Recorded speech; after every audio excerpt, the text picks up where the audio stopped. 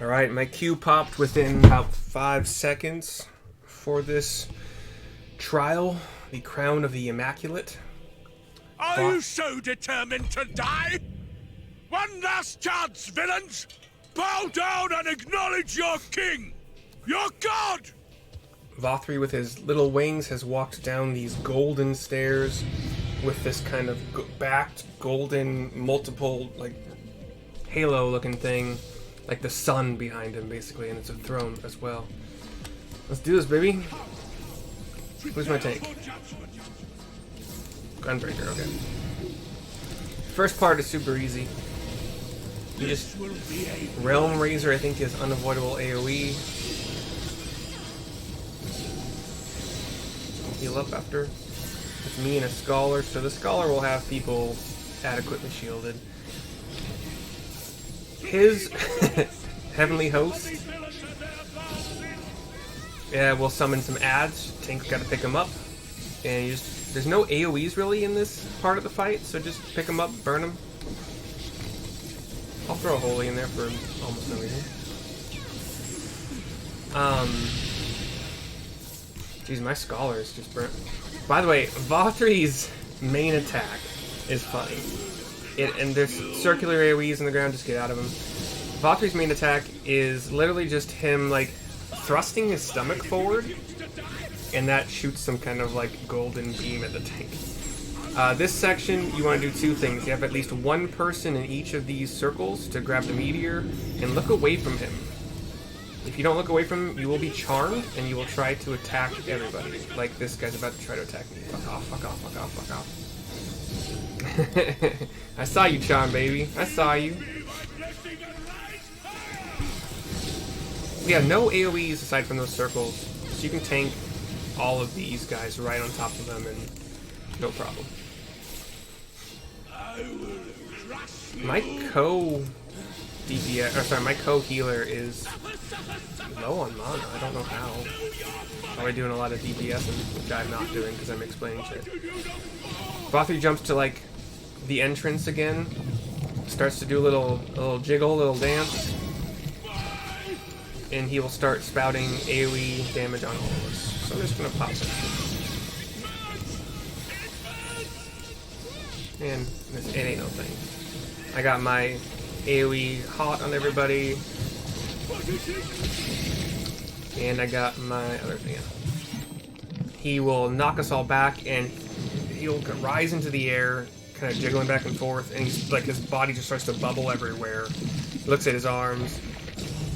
He tilts his head back up at the sky, and then beams of light shoot from his mouth and eyes first, and then the rest of his body. The screen goes white. We kind of have a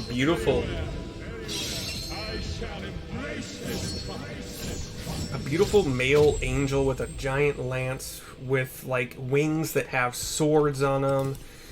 And this is Innocence, round 2. Why is my co-healer... How'd you take so much damage?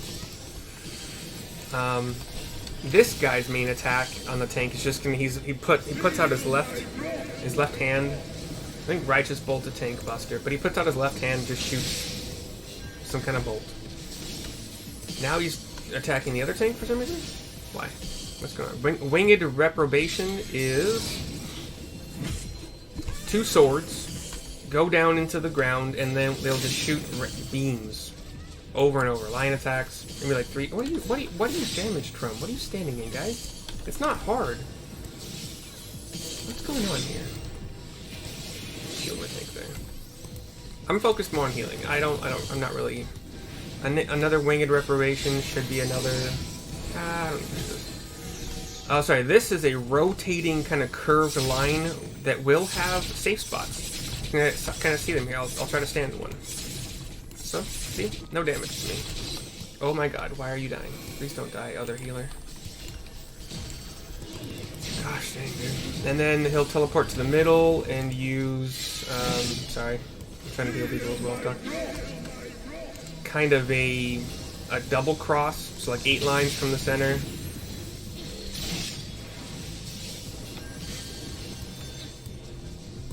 Shadow Reaver, he'll do that a couple times. Shadow Reaver, I don't remember what this does. Hold on, please. It's just unavoidable AoE. I can do that.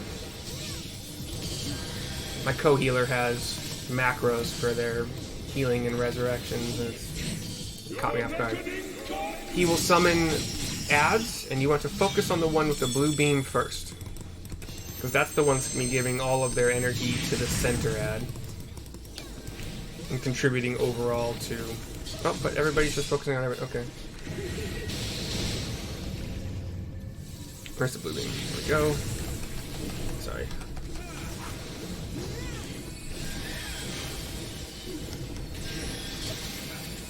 There will be some circular AoEs going around, so just be aware of that. There's going to be some constant AoE damage as well, so be aware of that. Why do I have... Oh, slashing resistance down? Why? What was I standing in? Is that just a thing? You just don't want this bar to reach 100, because then the AoE that's going to follow will kill everybody. I don't think I have...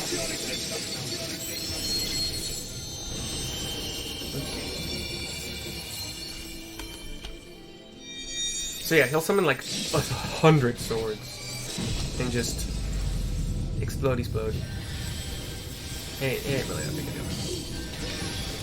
Especially if you don't let it reach 100. It took a couple heals from me and the other healer.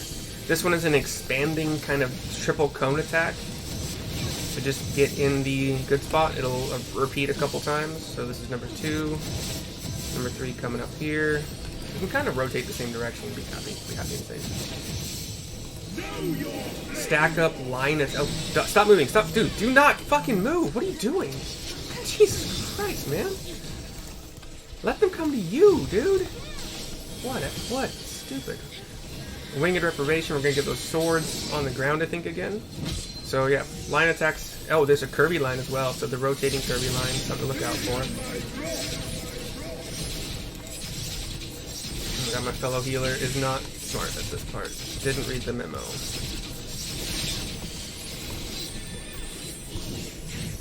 Teleport to the start again. Okay, this is just go out to the side, away, as far away from that center line as you can. Goddamn, guys.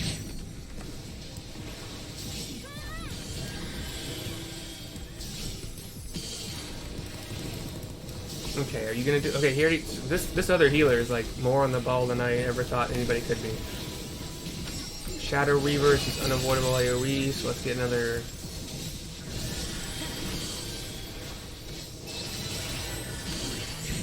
Teleport to the center, so we have those 8 lines coming out from the center. Get out of that. I think it's gonna have a return mechanic too. There's also a spread out. Oh shit! Don't. Oh, I'm gonna get hit by the return. Damn it. Stack up. Fuck. Wait. Shit. Let me get here. Okay, we're good. Cool. Good job, guys. Just a couple deaths, which were super quickly resurrected.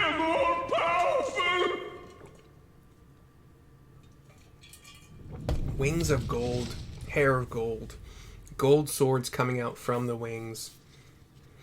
The scions come, as they are wont to do. I have nobody to say good job to because they're all gone. I really hate that about this game. I can't give a commendation if I'm watching a cutscene and everybody leaves. I wish they would fix that. Pretty please.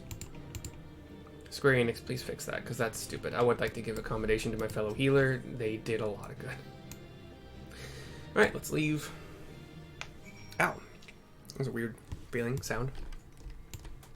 Mostly sound. Didn't feel weird, it just kind of sounded weird, which made it feel like it should be weird.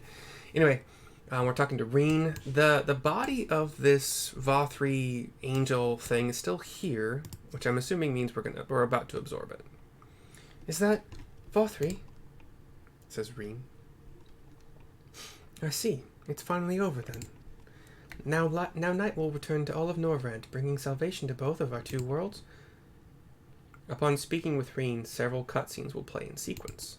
It is recommended that you set aside sufficient time to view these scenes in their entirety. I'm ready. Should you leave the area, you may return here by speaking with a sentry posted at the entrance to Mount Gulg.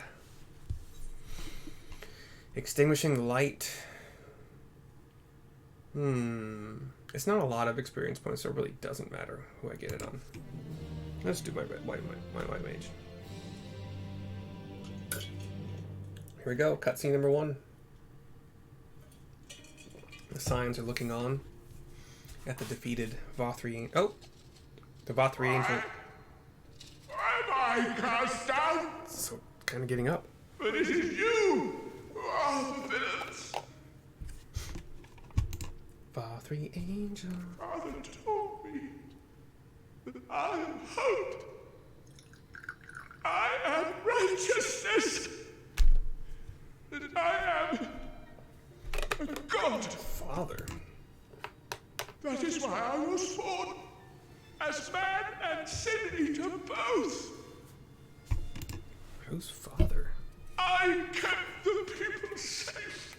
They respected me. Worship me. He's still in beautiful angel man form.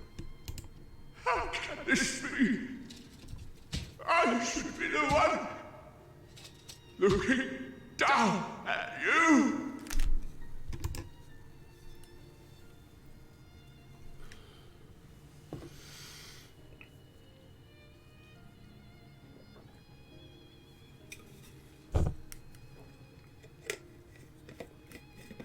There was actually a little bit of pity on some of the Scion's faces, which is strange, because this man is not...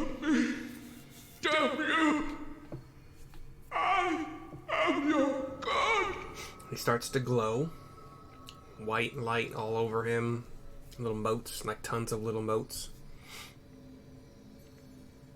This is one I guess it makes sense now thinking about it. I really didn't want to absorb any of these things, but a white orb, a sphere of light, well, actually kind of more of an ovular or like eye-shaped sphere, becomes Vothri, hovering above what is now a non-existent angel form on the ground, just gone. And we are in that black space again, with the eye-shaped light. Waves of energy coming off of it, all motes around it, dancing along. One little beam, 2 little beams, 3 little beams, just kind of picture like wavy stars, wavy, if fireflies were to fly in like wavy lines and kind of, yeah, like 5, 6, and then one big grouping of light fireflies. We open our eyes back to our present. Look! The sky! And, indeed, the night sky is there once again.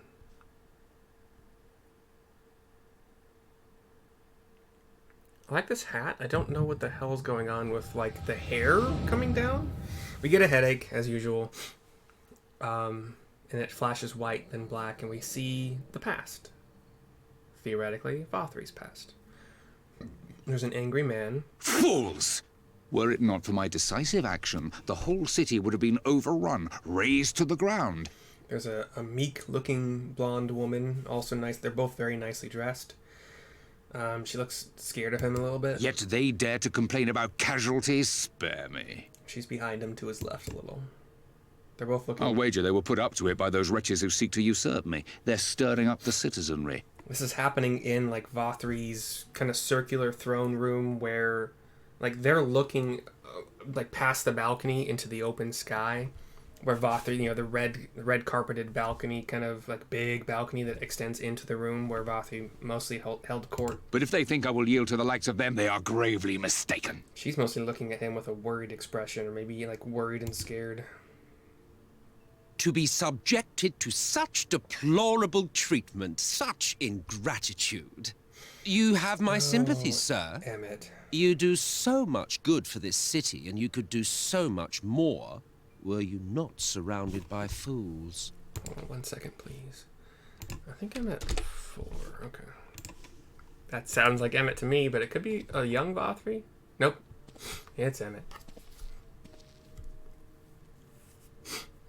Kind of dressed differently, though. Like, he is dressed like... Who are you? You're not supposed to be in here. Like Lidibus would be, or, well, I think Lidibus wore white, so the one that inhabited Thancred for a bit, I don't remember who that is. My apologies for the intrusion, but I come bearing a proposal. Black robes. One that will ensure the longevity of your reign. With purple designs on them and like kind of sharp, interesting looking shoulder adornments. But give me the word, sir, and I will bring hither a light warden. By giving its power to the babe within your lady wife's womb, we shall create a transcendent being, a king to rule over all. And as sire to the king, your authority will never again be in question.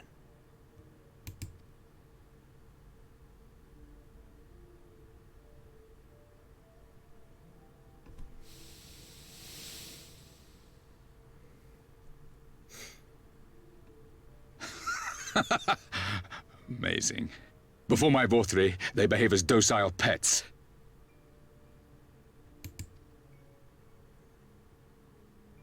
With this gift, my line shall be guaranteed power for perpetuity. We shall rule the whole world. By all means, sir. United under Yulmor's banner, men will cease fighting and abandon their ambitions. Thus, they will grow fat and complacent, and in their sloth, seal your supremacy.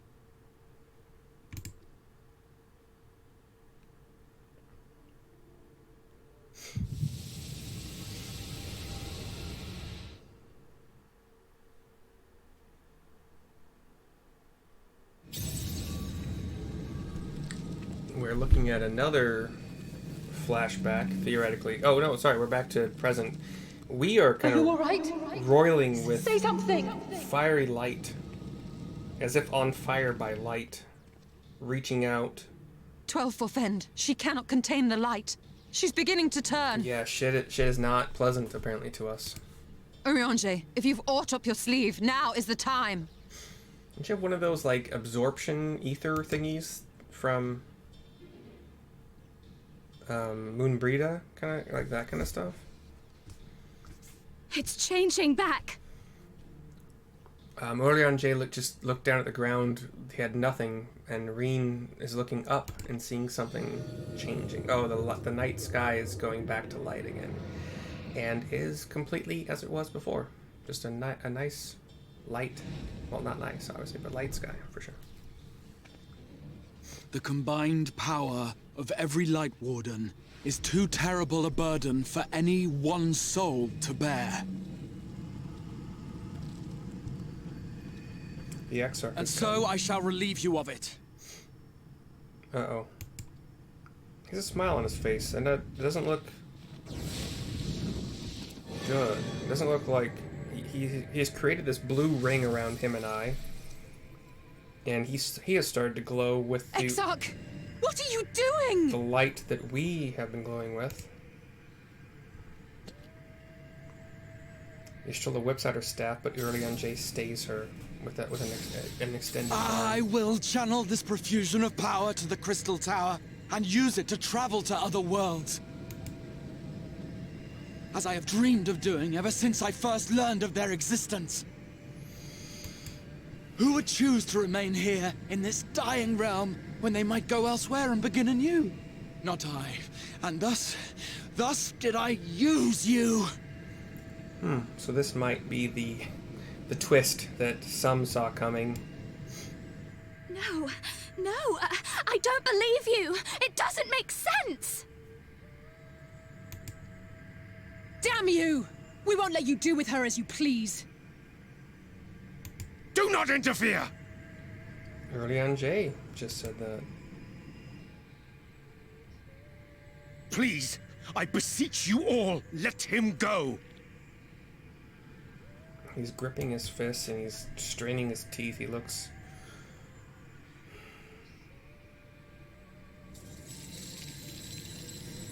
Yshtola is seeing... You knew of this, Urianger. Seeing like the blue of the Exarch's arm kind of starting to like crumble or turn to light.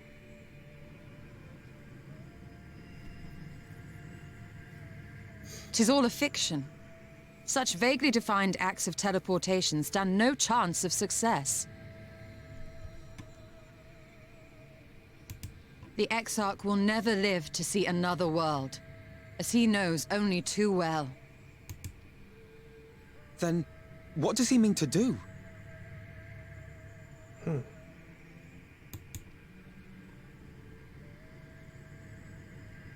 He means to take the light with him into the rift, where he will die. From the beginning, he intended to sacrifice himself to save our friend and Norvrent. He has lived a long fucking time.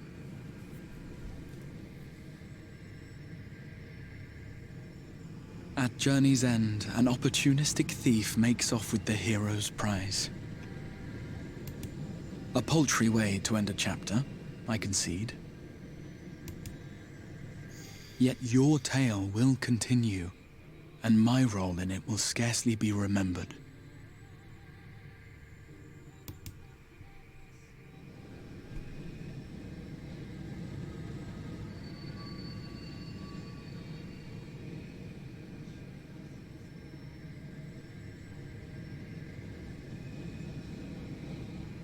Worry not. Whatever should become of me, I will be happy and free, safe in the knowledge that I have played my part.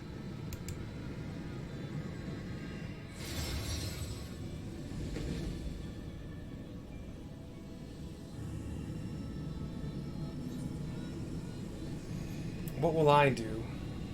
Remain silent, or call him by his name? I will call him by his name.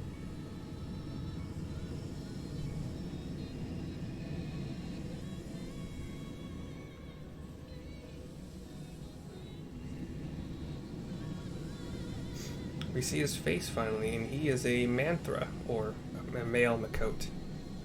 Thank you for fighting for this world, for believing. Fare you well, my friend, my inspiration. His eyes are very red, and his pupils are like really thin, upward diamonds. It's like a line with a little bit of bulge in the middle as a, you know. Uh-oh, I heard a gunshot. What was that? His staff falls to the ground. He starts to stumble. And he falls. Oh, fuck. Emmett. You bastard, Emmett. Emmett knew.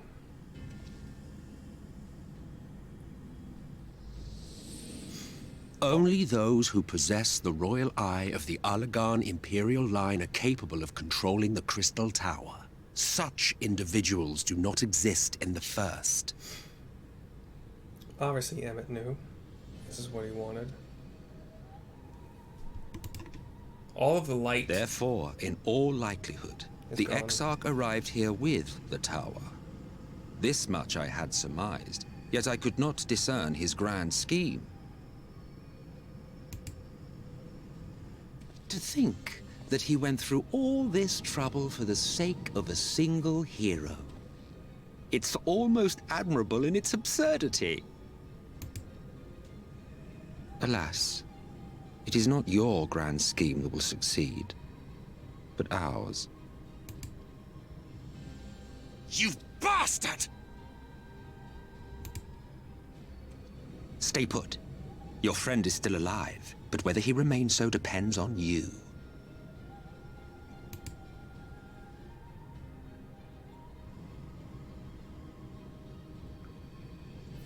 What a disappointment you turned out to be.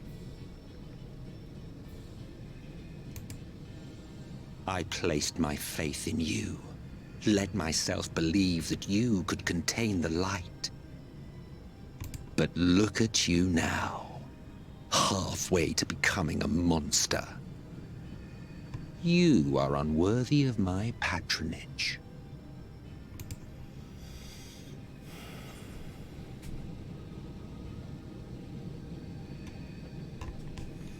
What do you intend to do? Or it was you who created Vothri, wasn't it? I already know that part. What do you intend to do? I'm still roiling with light waves. Gritting my teeth, bearing it. I am an Ascian. My heart's sole desire is to usher in the great rejoining. 100 years ago, I entrusted my comrade Logriff with the task of increasing light's sway over this world. This we sought to do by manipulating heroes. When that failed to achieve the desired result, I created Vorthri. But thanks to your meddling, that too has ended in failure. What was your true purpose in approaching us? By your 12, boy, have I not told you before that everything I said was the truth? You were specimens by which I might gauge man's potential as it stands. I genuinely had an interest in you, genuinely considered taking you on as allies. Provided she could contain and control the light. If not, then she, and by extension you, would be of no use to me. 'Twas as simple as that. So, we've been found wanting. How disheartening. But even had we fulfilled your conditions, there was no guarantee that we would cooperate. What then? Then I simply kill you all. At the very least, it would restore the world to the way it was before you went about trouncing Light Wardens willy-nilly. Suffice it to say, it would be most inconvenient to have all that light taken away, and I would be lying if I were to claim his actions didn't have me worried.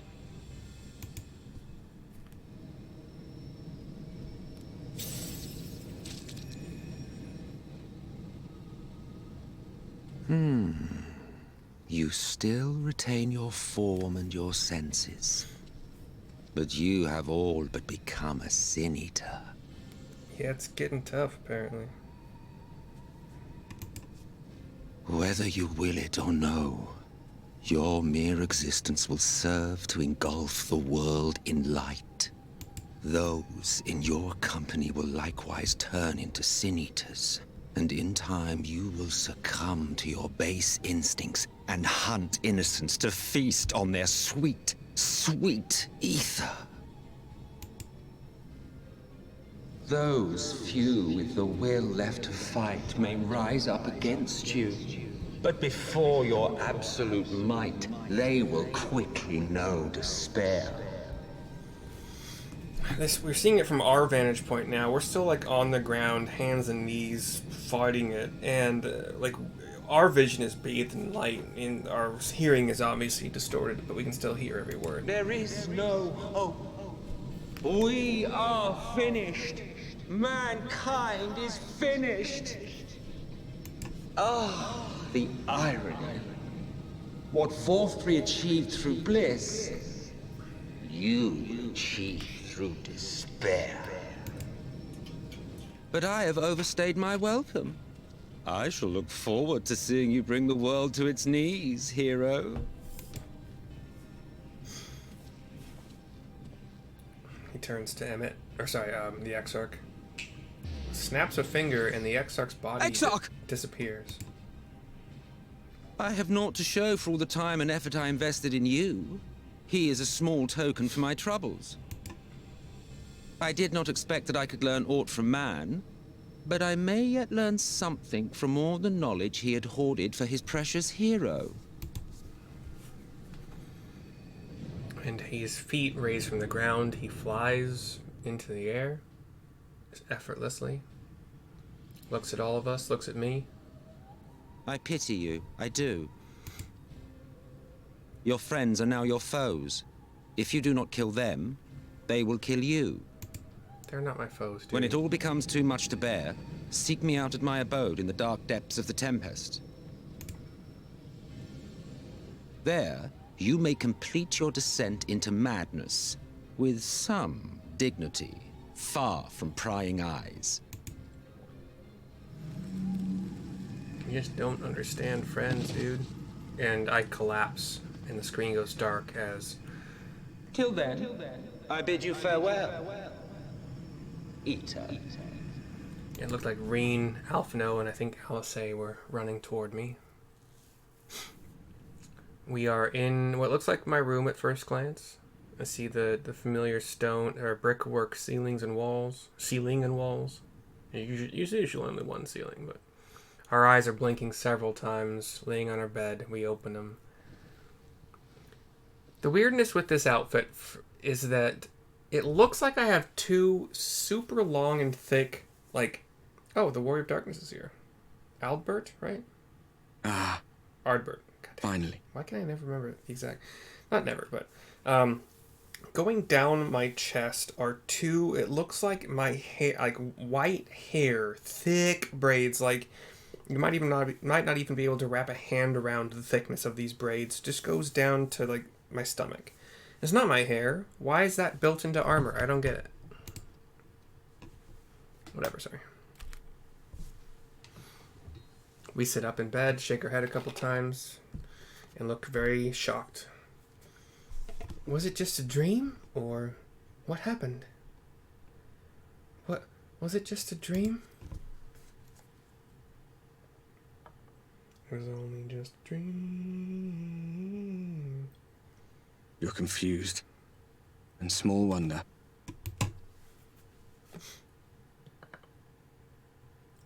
After you collapsed, Emmett's self vanished. Then Reen did what she could to stay the raging of the light within your body. The raging of the light. Thanks to her, you're still you. But she's only delayed the inevitable. Inevitable. Seriously, why do I have Viking woman braids on my shirt? Weird.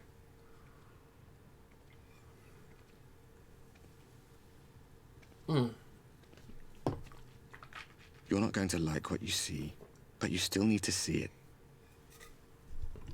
Are dwarf woman braids? Little column A, little column B. He looks toward the window, which is closed for once, and I believe we are about to open it.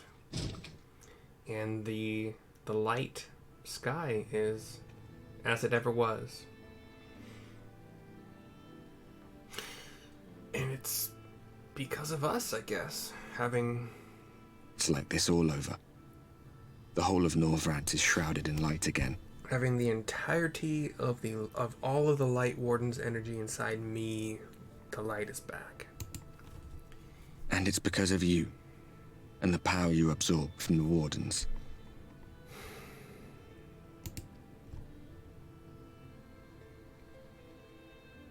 No one knows but your friends.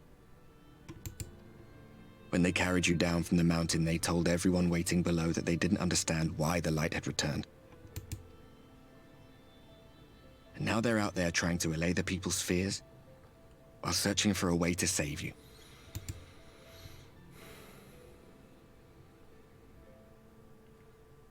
We look at her hand, and it just looks like a normal hand. But we also have our vision, apparently, is just clouded with light everywhere, so our hand is brightly lit. Even though I can't see the light pulsing from my body all the time, my character can apparently see the light from it. If you're well enough to be up, you're well enough to get some fresh air. Better that than stewing in here. Go on. Go.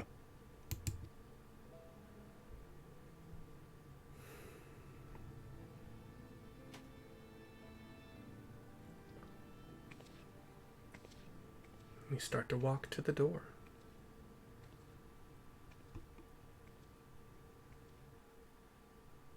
Screen goes black. Warden of Light is a new... We just dig it into the wound, eh? No, I'm just kidding. A new achievement we just got. And... what's that say? Okay, yeah, whatever. So, I do not... Do I? Okay.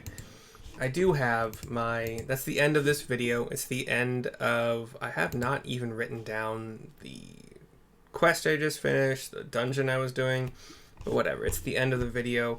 My sponsor, non-sponsor for this is Jack Link's Beef Sticks Zero Sugar. Sometimes it seems fun doing these little sponsor, non-sponsor things that are just ridiculous after such a heavy scene. But these are, they don't need to be refrigerated. They are individually wrapped. I keep one in my bag at all times. They're good. They're a good keto snack option for road trips, but you really should not be eating these and only these. I've kind of tried on road trips, and no, not a good idea. Anyway, but individually for a snack that has good protein content, yeah, they're pretty good for that. If you purchase them with a link in my description, I will get a small cut. Otherwise, I hope you had a good time watching the video, the trial, and the aftermath and the completion of that quest. I will see you next time very soon for the next one.